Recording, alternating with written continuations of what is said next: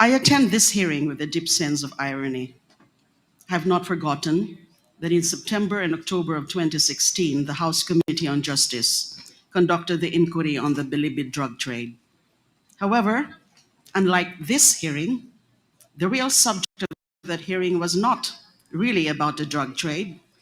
The real subject of that 2016 House Committee hearing was all about destroying me for conducting a Senate inquiry, which in so many aspects was like this one. The only difference between this hearing and that Senate hearing is that my committee inquiry was 8 years earlier and Duterte was at the peak of power. Sa Senate hearing pong yun, ay kinundin ako yung drug war ni Duterte. At nagmakaawa pa po ako na tigilan na ito habang ilang daan pa lang ang mga nagiging biktima at wag na sanang paabutin pa ng libo-libo.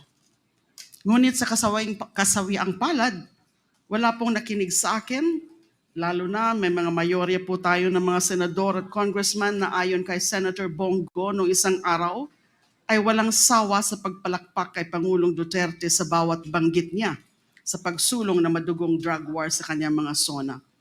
Sa halip ako ay pinaaresto, pinakulong, binusalan ng halos 7 taon gamit ang mga gawa-gawang ebidensya katulad ng testimonya ng mga ilang Bilibid drug lords at inmates. I'd like to say that the objective for targeting me was threefold: to silence me, to destroy my credibility, and to serve as an example to others. By doing all three, my message to the people against Duterte's EJKs would no longer be heard or listened to, and no one else would dare to act as a messenger after seeing what was done to me. Since all three were achieved, the EJKs became accepted by public officials and the general population. This led to more killings because no one was arresting and prosecuting the killer cops and the vigilantes. This was impunity as never seen before in the Philippines outside of Davao. Sobrang nakakalungkot na ngayon lamang nagkaroon ng napaka-komprehensibong pagtalakay ang Kamara de Representante sa drug war at mga EJK pagkatapos ng tumambak ang libo-libong bangkay na naging biktima ng drug war. Ayon nga po kay Professor Randy David, marahil ang pandinig na ito ng Kamara ay katumbas na rin ng aming pinapangarap na Truth Commission na hihimay sa mga tunay na pangyayari sa 6 na taon na pagpaslang ng ating sariling gobyerno at kapulisan sa libo-libo nating mga kababayan. But right now, I don't want to discuss it, but my position is that pwede pa sigurong i-consider yung creation ng Truth Commission. At tingnan din ho natin na hindi lang po pagpatay ang naging resulta ng war on drugs ni Duterte. There are also those who were unjustly imprisoned based on planted and fabricated evidence. Ako nga po yung one of the very first victims of that. Ngayon naman po, ito na rin po ang pinatutuo yung sa bagong revelasyon ni Police Colonel Royina Garma nang binulgar niya sa huling hearing ng quadcom na siya ang inatasan mismo ni Pangulong Duterte na maghanap ng tao sa PNP na maasahan niya sa pag-iimplementa ng drug war alinsunod sa modelong ginawa niya sa Davao City. That's why my presentation, and I'll try to really make it brief, would cover 4 matters, 4 topics. One is the recent disclosure of Kerwin Espinosa. I'd like to comment on that. 2 is the importance of the 2009 CHR investigation of the DDS to the inquiry of this committee. 3 is the revelation of former Police Colonel Royina Garma that the drug war was modeled after the Davao anti-drug campaign.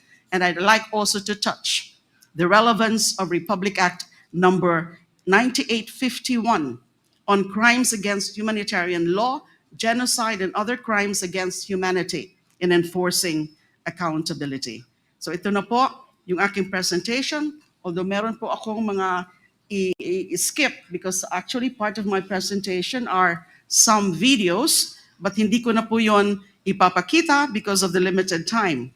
So nung narinig ko nga po yung testimonya ni Kerwin Espinosa last hearing ay na it was Senator Bato de la Rosa who ordered him to lie under oath before the Senate in November 2016. Hindi na po ako nagulat doon. Si Kerwin actually already retracted his fabricated testimony against me in April 2022, around the same time that Rafael Ragos, the former Bucor OIC and NBI Deputy Director, also recanted in accusing me of receiving money from believed drug lords. Dun po sa hearing sa Senado, ay talaga namang sinabi ko doon na lahat po ng mga sinasabi nila tungkol sa akin, so yung pagiging protector ko daw nung illegal drug trade ni Mr. Kerwin Espinosa ay wala ho yung katotohanan. I vehemently, categorically, and firmly went on record in denying those accusations. Sinabi ko rin noon na yung mga sinasabi nila Kerwin Espinosa, ni Ronnie Dayan, and ni Colonel Espinido ay wala talagang katotohanan. In the first place, hindi nga sila magkakilala. Nauna na nilang sinabi yon before they were presented before the Senate na hindi sila mga magkakilala. Dali lang po. So ngayon po,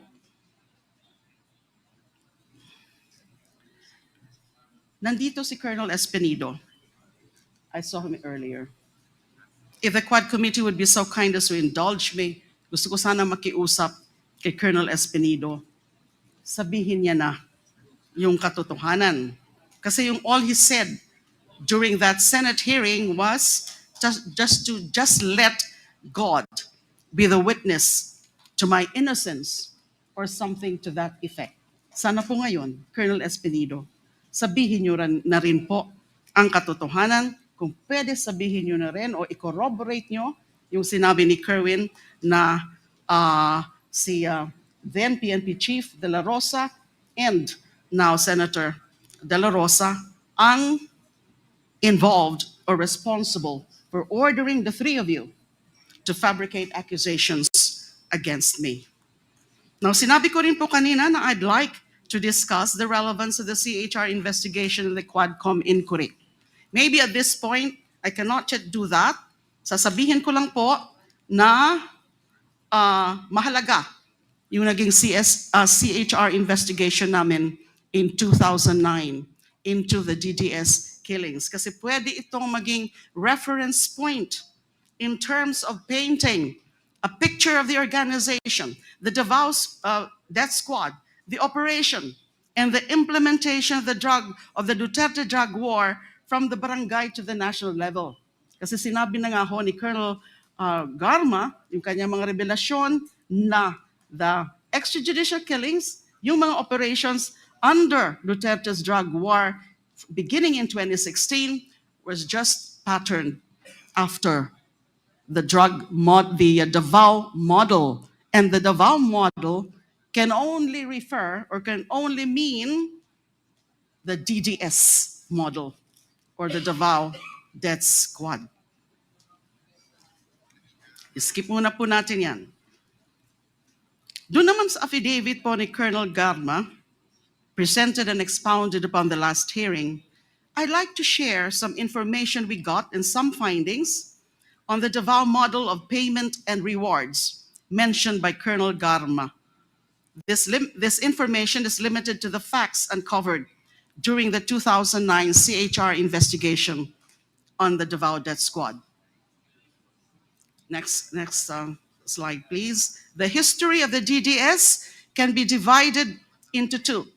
The period from 1988 to 1998 and the period from 2001 to 2016. So may break po. The break in these two periods coincides with then Mayor Rodrigo Duterte's hiatus as mayor of Davao City when he was elected congressman instead of mayor in 1998 due to the three-term limit.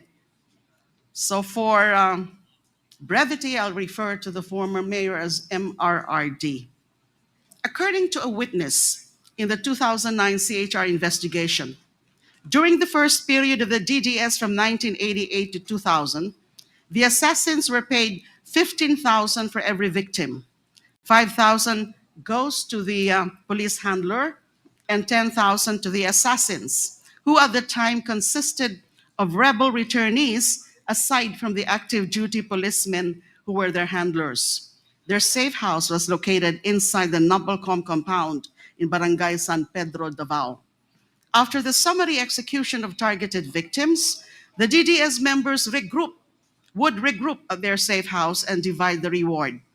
During that time, MRRD sometimes personally gave out the kill orders and the reward money directly to the assassins themselves. Upon the return of MRRD as mayor of Davao in 2001, the DDS was upgraded into the Heinous Crimes Investigation Section, or HCIS, located at the Almendras Gym compound. The HCIS was an official unit of the DCPO, or the Davao City Police Office. The HCIS consists of both active duty PNP and civilian abanteros, or hitmen. Most of the hitmen are rebel returnees. They are supervised by PNP handlers. Each handler supervises 3 members. The task of the PNP handler is to give orders to his members as well as be responsible for their protection. According to the CHR witness, he was given a regular monthly salary of 5,000. During this time, the reward given to a team for every victim was anywhere from 13,000 to 15,000. 3,000 to 5,000 goes to the PNP handler. 7,000 to 8,000 was shared among the rebel returnees, and 500 to 1,000 to civilian informants. The HCIS civilian personnel or rebel returnees directly received salaries as auxiliary service workers. The funds for their salaries came from the office of the mayor. Functions have also been specialized, with members being designated to do either office support or field work. A team of 1 PNP handler and 3 civilian abanteros was given an average of 3 targets every month. May I now go also to the revelation of Arturo Las Cañas. Yung mga naging findings po namin, although yung iba po doon, mga unofficial findings ng CHR investigation, were eventually confirmed by Edgar Matobato and Arturo Las Cañas when they went public at the Senate with their stories and executed affidavits in 2016 and 2017. Matobato executed an affidavit and was filed with the Ombudsman as a criminal complaint against Duterte and other DDS members. The criminal complaint is still pending sa Office of the Ombudsman. The most comprehensive account on the DDS from its founding in 1988 up to 2016 is the affidavit of Arturo Las Cañas, which was submitted to the ICC. This affidavit consists of 186 pages of gory details on the sociopathic behavior of Duterte as founder and leader of the DDS. Yung 186-page affidavit po yan, actually it was serialized in an investigative or feature story of Rappler in November 2021. Apparently, Rappler got hold of a copy of this affidavit and also the ICC's third agreement on limited use of information dated November 11, 2020. This instrument gave Las Cañas limited immunity as a witness in the ICC investigation on the Philippine War on Drugs. Noong 2024 naman po, Las Cañas reiterated the contents of his ICC affidavit in another serialized feature, this time published by Veria Files, entitled Conversations with Arturo Las Cañas. Ito naman po ang sinasabi ni Las Cañas, that during the period 1988 to 1998, so I'm just talking here about the organization, kasi napakadami po ng mga sinabi niya sa kanyang comprehensive affidavit. So I'm focusing on the organization of DDS dahil nga ito yung naging model ng drug war.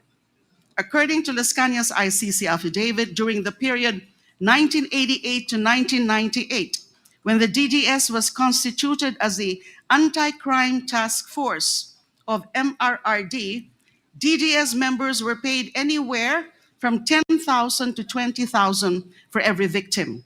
This was the reward for the ordinary victims. Pag mga matataas naman po, the so-called special project killings, they were rewarded anywhere from 100,000 to 1 million pesos, depending on the status of the target. Civilian hitmen called force multipliers were given 3,000 to 5,000 per victim as their share in this reward. The DDS logistics and finances came from the Peace and Order or Intel Fund of MRRD. This includes weekly gas allowance, monthly cash allowance, and Christmas cash gifts. Skip ko na muna po yung iba. Next slide, please. Las Cañas also confirmed the CHR findings on the organizational structure of the DDS under the HCIS, or Heinous Crimes Investigation Section, from 2001 to 2016. And this is as follows. MRRD, alias Superman, as the highest leader and mastermind of the DDS. SPO4 Sanson Benaventura as the logistics, finance, and death clearance feature or officer. SPO3 Arturo Las Cañas as overall team leader for operations and planning. SPO4 Bienvenido Laud as team handler and in charge of the Laud Quarry mass grave. And SPO3 Jim Tan as team handler and in charge of the Mandug mass grave. Actually, mas intricate yung yung inattach ni Mr. Las Cañas sa kanyang ICC affidavit about the organizational structure of the DDS. What I just mentioned, I just simplified it to show who are really at the top of the DDS hierarchy. Most of the policemen handlers and their respective teams of civilian force multipliers were under the command of Arturo Las Cañas as operations and planning leader of the DDS. So sinabi ko po na that must be the Davao model na binanggit ni Colonel Garma. Finally, by way of just sharing my knowledge, last na po ito, kung pwede po sana. Tungkol na lang muna po sa the law, RA 9851. Kasi hindi po ito masyadong alam ng karamihan. We do have a law entitled An Act Defining and Penalizing Crimes against International Humanitarian Law, Genocide and Other Crimes Against Humanity, organizing jurisdiction, designating special courts, and for related purposes. This was enacted in December 11, 2009. It punishes almost the same crimes mentioned in the Rome Statute, over which the ICC has jurisdiction. RA 9851 was enacted almost 2 years before the Philippines finally joined the ICC on November 1, 2011, after the Senate ratified the Rome Statute in August 2011. The crime of EJKs carried out by state security forces and their agents in the implementation of the war on drugs fall under the general category of other crimes against humanity under Section 6, which consists of acts committed as part of a widespread or systematic attack directed against any civilian population with knowledge of the attack. These acts include willful killing, so murder, extermination, murder, multiple murder, torture, and enforced disappearance, among others.